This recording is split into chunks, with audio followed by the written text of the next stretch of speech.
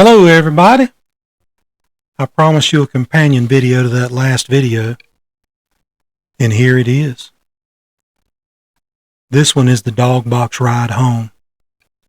It was extremely popular in print format when I published it on Facebook, so I hope you enjoy the video as much as everyone enjoyed reading it.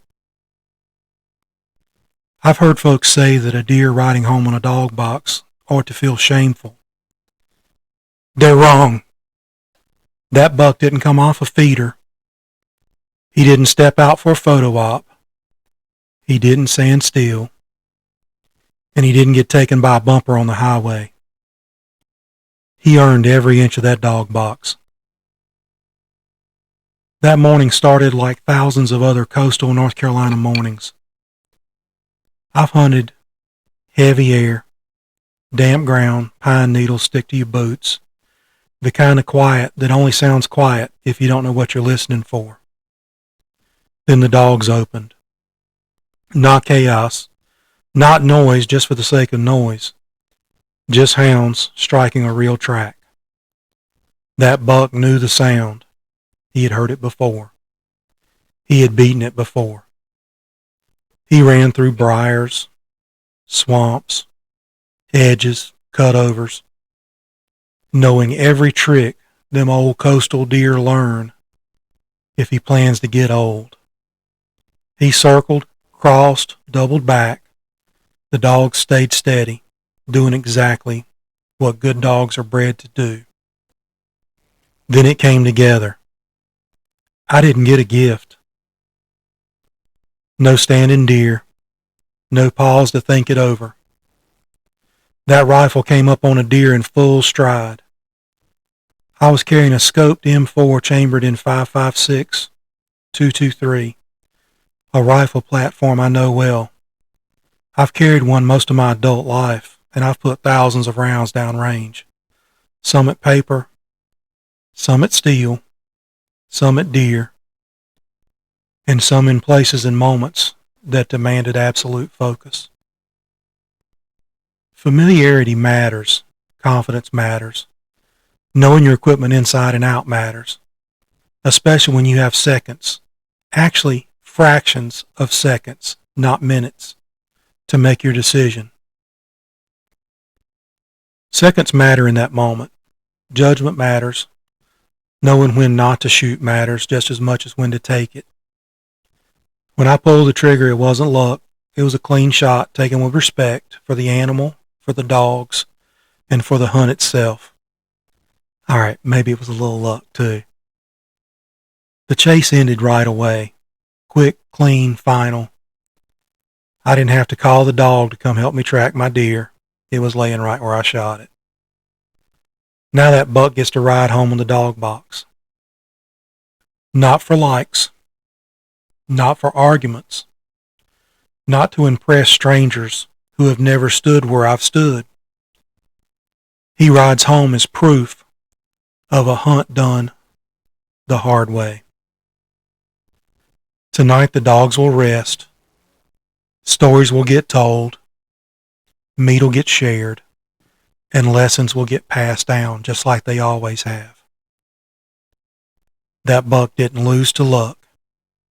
He lost to tradition, to skill, to fair chase that's older than social media and louder than any comment section. That's not something I hide. That's something I remember. I didn't tell this story to brag. I didn't tell this story to stir folks up. I even used a picture of a small buck on purpose, just to prove that any harvest you take is worth showing off. I could have posted pictures of 8 and 10-point bucks. I chose this little buck for this story for a reason. Because I wanted to tell the story. Because stories matter, and that's how traditions survive when noise tries to drown them out. My goal is simple, to encourage folks to do it the right way. If you're going to hunt with dogs, do it lawfully. If you're going to still hunt, do it lawfully. Use fair chase. Use judgment instead of impulse. Respect the animal. Respect the land. Respect the landowner. Always act as if you're a guest on the land, even if you own it, because you are just a guest. Eventually, you and I both will turn to dust, and that land will still be here, because we're just stewards of it. God's loaned it to us for a little while. I hope that someone reads this and learns something good. If a younger hunter hears this and understands why familiarity and discipline matter, that's even better.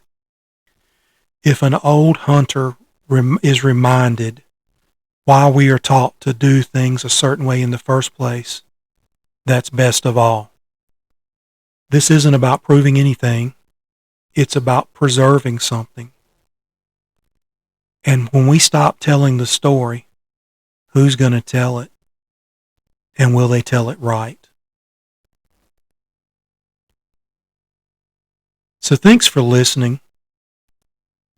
The Dogbox ride home, like I said, was very popular in print. And I hope that you enjoyed the video.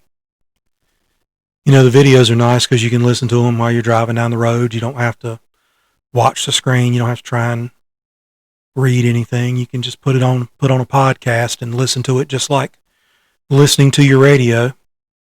I don't recommend manipulating the phone while you're moving. You'd put the podcast on before you started riding. So leave me a comment. Tell me what you think. If you enjoyed it, give the video a like. Click the share button. Share it with somebody else you feel like may like it.